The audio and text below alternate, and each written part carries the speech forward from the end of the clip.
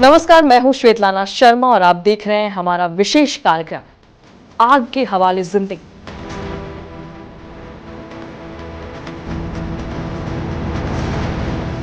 जिम्मेदार। दिल्ली के एक होटल में लगी आग ने कई परिवारों की खुशियां छीन ली। उससे पहले और बाद में देश के अलग अलग हिस्सों से आग की भयानक घटनाएं सामने आते रही। बिहार के मुजफ्फरपुर में अस्पताल के आईसीयू में लगी आग ने उन मरीजों को भी नहीं छोड़ा जो जीवन और मौत के बीच लड़ाई लड़ रहे हैं। हर हादसे के बाद सरकार मुआवजे का ऐलान करती है, जांच के आदेश दिए जाते हैं, अधिकारियों से जवाब मांगा जाता है, लेकिन सबसे बड़ा सवाल यह है कि क्या कुछ लाख रुपए किसी मां की गोद को लौटा सकते हैं? क्या मुआवजा उस दर्द को भर सकता है जिसमें कोई इंसान जिंदा जल गया?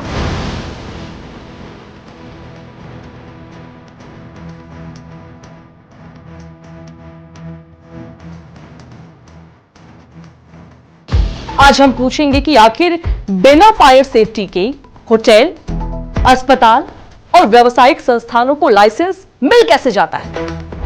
जिम्मेदार कौन है? और आखिर कब तक लोग सिस्टम की लापरवाही की कीमत अपनी जान देकर चुकाते रहेंगे? मौत की आग।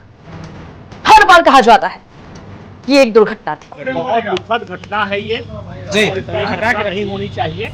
अरे भाई तार अवै तीसरे केस भाई एसपी साहब हम लोग सब अरे तार अवै छोड़ी केस भाई देखिए को सही इलाज मिले।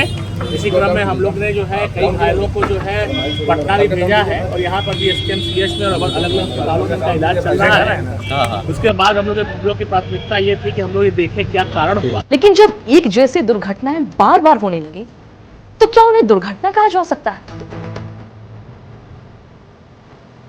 मुआवजा बनाम इंसानी जिंदगी।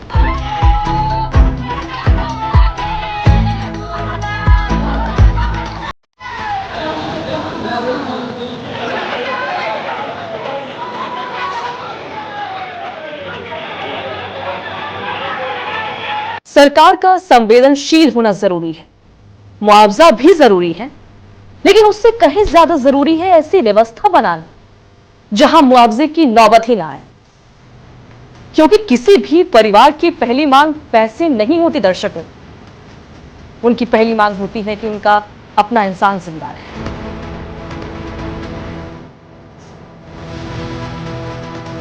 बिना फायर सेफ्टी के संस्थानों को अनुमति कैसे मिलती है?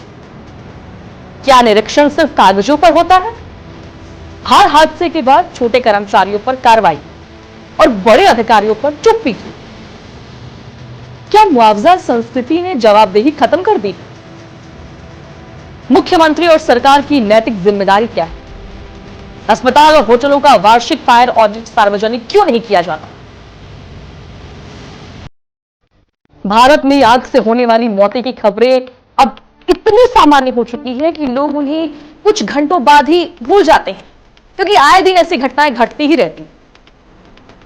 लेकिन उन परिवारों के लिए समय वही रुक जाता, उन्हें हर रात वही चीखें सुनाई देती, वही फोन कॉल्स याद आते, वही आखिरी बातें याद आती। मुआवजा उनके बैंक खाते में पहुंच तो सकता है, लेकिन उनका अपना कभी उनके पास वापस नहीं आता।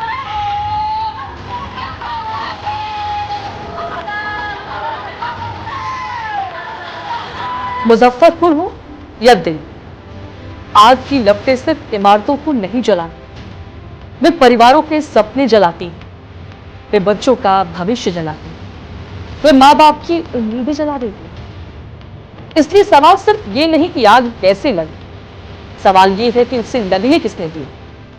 जब तक इस सवाल का जवाब तय नहीं होगा तब तक हर हादसे के बाद मोमबत्तियां जलेंगी, मुआवजे घोषित होंगे, जांच बैठेंगी और फिर किसी नई इमारत से धुआं उठेगा। नमस्कार, मुआवजा नहीं, जवाबदेही चाहिए। आग से मौत नहीं, सिस्टम से मौत। आखिर जिम्मेदार कौन?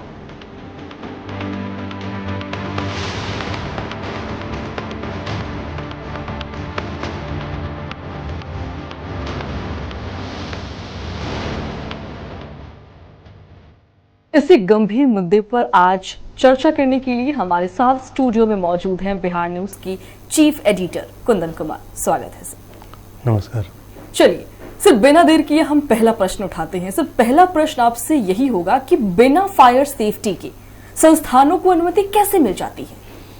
नहीं, बिना फायर सेफ्टी की अनुमति तो नहीं मिलती होगी, और अगर कुछ बना लेते हैं तो बाद में वो पकड़े जाएंगे। लेकिन क्या है ना कि समस्या ये है कि अपने देश में या खास करके बिहार में फायर सेफ्टी को बहुत निचले पायदान पर रखा जाता है।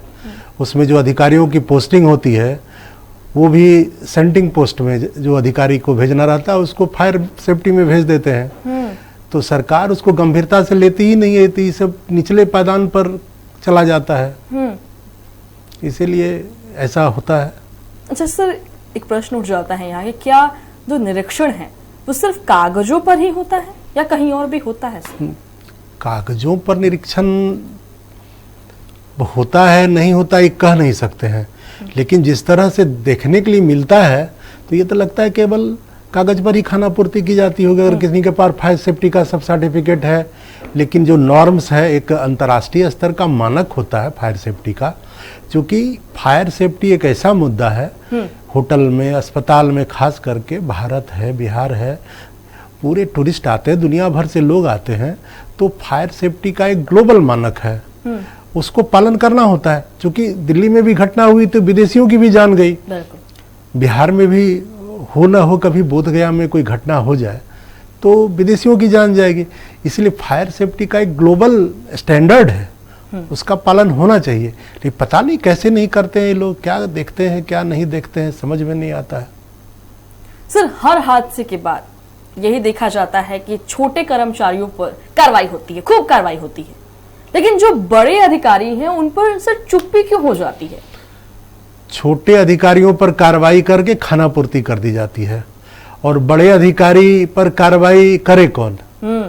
बड़े अधिकारी तो सारी चीज को रेगुलेट करते हैं, और गलती उन्हीं से होती है कि अगर ठीक से छोटे अधिकारी काम नहीं कर रहे हैं तो जिम्मेदारी तो बड़े अधिकारी की है, उनकी भी जिम्मेदारी तय होनी चाहिए। बिल्कुल। सर, तो क्या मुआवजा संस्कृति ने जवाबदेही खत्म कर दी है? नहीं, मुआवजा संस्कृति ने जवाबदेही कैसे खत्म कर दी? मुआवजा तो जो जिनके परिजन मारे जाते हैं, चले जाते हैं, उनको तत्काल राहत के तौर पर सरकार अर्थ सहायता देकर एक जवाबदेही निभाती है, खाना पूर्ति है वो।